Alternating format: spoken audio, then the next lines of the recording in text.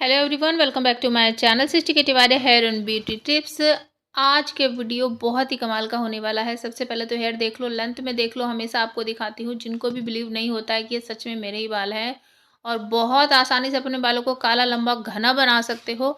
आज उसी के लिए एक रेमेडी शेयर करने वाली हूँ, तो वीडियो को ज़रूर एंड तक देखो और इस रेमेडी को ज़रूर बनाकर खाओ। जी हाँ, आज की रेमेडी जो है वो मैंने खाने वाली है। अगर आपको ये वीडियो अच्छा लगे और इसी तरह के काले लंबे घने बाल आप चाहिए, तो इसी तरह की बहुत सारी चीज़ें जो हैं वो मैं आप सबके साथ शेयर करने वाली हूँ। तो प्लीज़ चैनल पर बने रहें। और ये जो रेमेडी है ये आपको सर्दी से भी बचाएगी और आपके बालों को बहुत तेज़ी से लंबा करेगी, घना करेगी और आपके बालों को उगने में भी हेल्प करने वाली है ये। तो चलिए बनाना स्टार्ट करते हैं। तो यहाँ देखिए फ्रेंड्स, ये मैंने लिए हैं कुछ ड्राई नट्स जो होते हैं, जैसे कि पम्पकिन सीड हो गए, अखरोट हो गई, बादाम हो गए, सीताफल के सीड हो गए, सनफ्लावर के सीड हो गए। ये सारी चीज़ें मैंने ली है। जितनी भी चीज़ें मैं आपको दिखा रही हूँ ये सारी चीज़ें आप देख सकते हो, लगभग यहाँ पर 100 से 150 ग्राम के करीब होंगे। और उसके बाद मैंने यहाँ पर कढ़ाई में डाला है अपना देसी घी, जो मैं घर पर ही बनाती हूँ। और ये मेरी फ्राई वाली कढ़ाई है, हमेशा सालों से मैं इसको यूज़ कर रही हूँ। तो इसको इग्नोर मारना कि बिल्कुल ये तो काली हो रही है, इसको इग्नोर कर देना। तो यहाँ पर देखिए लगभग 250 ग्राम के करीब अखरोट और ये जो हमारे बादाम है वो लिए हैं। जितनी भी चीज़ें मैंने आपको दिखाई है, किशमिश, काजू, बादाम, आप सब कुछ डाल सकते हो। इस टाइम मेरे पास जो अवेलेबल था वो मैंने डाला है, क्योंकि रेमेडी मैंने सूट करनी थी। तो जो सीड मेरे पास पहले से रखे थे मैंने वही डाले हैं।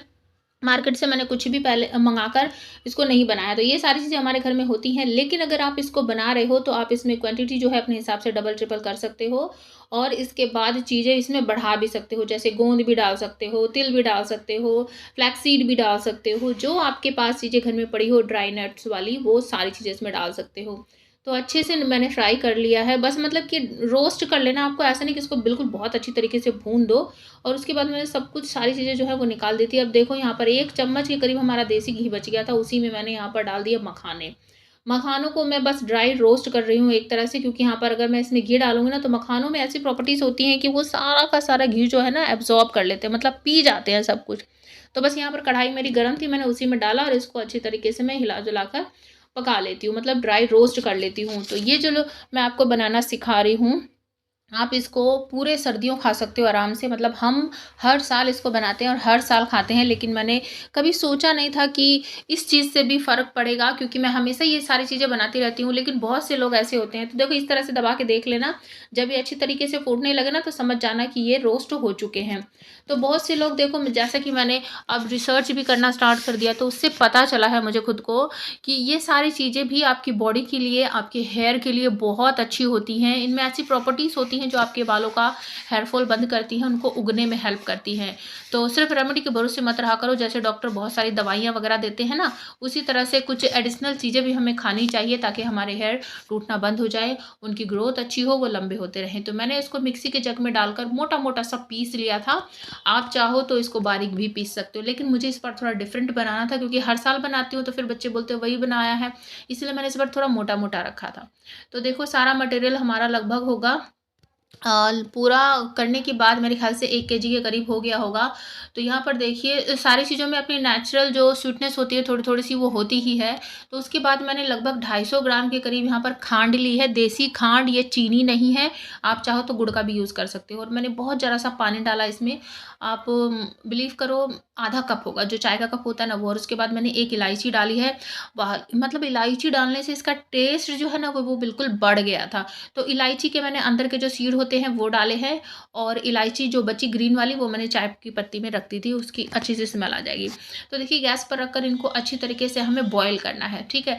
हल्का सा तार इसमें बन जाए, इस तरह की आपको चाशनी टाइप की बना लेनी है। तो हर बार क्या होता था कि मैं बिना चाशनी के बनाती थी, तो लड्डू जो है ना वो बंधने में बहुत ज़्यादा प्रॉब्लम होती थी।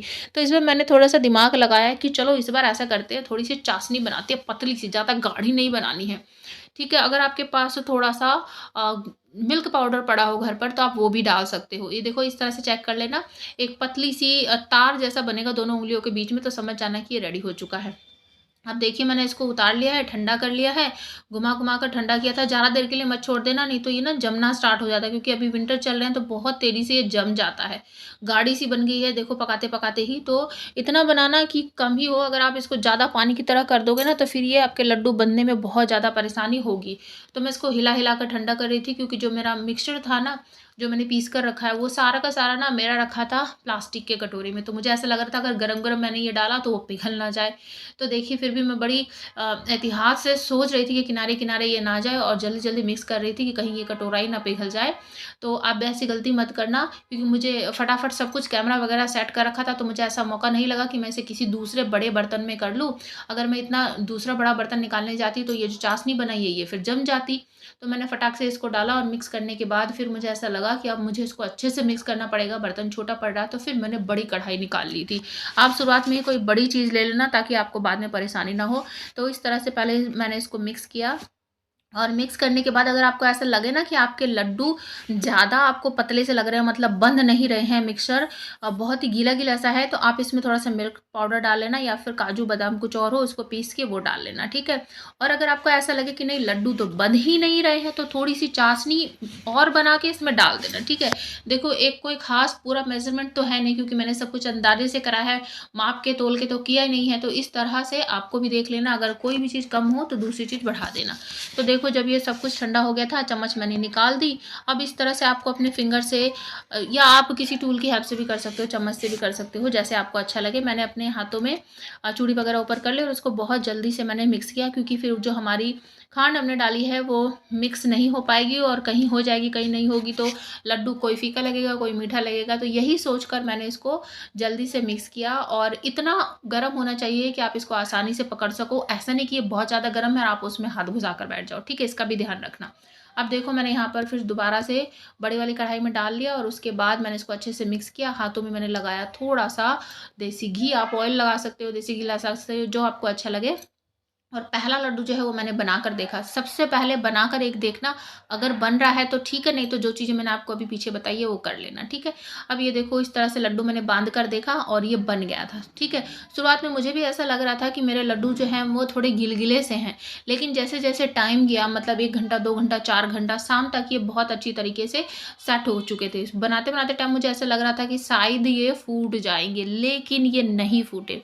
तो मुझे बहुत सारे काम थे, तो मैंने हस्बैंड को बोला कि चलो आप मेरी हेल्प कर दो, जल्दी जल्दी से इसको बनाने में हेल्प कर दो। तो हम दोनों ने मिलकर जल्दी से बना लिए। तो मैंने यहाँ पर बना बना कर ऐसे दिखा दिया हस्बैंड को कि देखो इतने साइज़ के बनाने हैं। तो फिर सारे लड्डू जो हमने इस तरह से बना लिए थे। तो ये आप देख सकते हो लगभग आधी किलो से के करीब मेरा मिक्सचर था। तो वो सब कुछ पीसने के बाद, बनाने के बाद वो इतने सारे रेडी हुए थे। तो आप इसको मॉर्निंग में एंड नाइट में दूध के साथ एक खाओ रोज़, या एक दिन में 2 भी खा सकते हो, कोई बैड इफ़ेक्ट नहीं है, बहुत ज़्यादा फ़ायदा करेगा ये।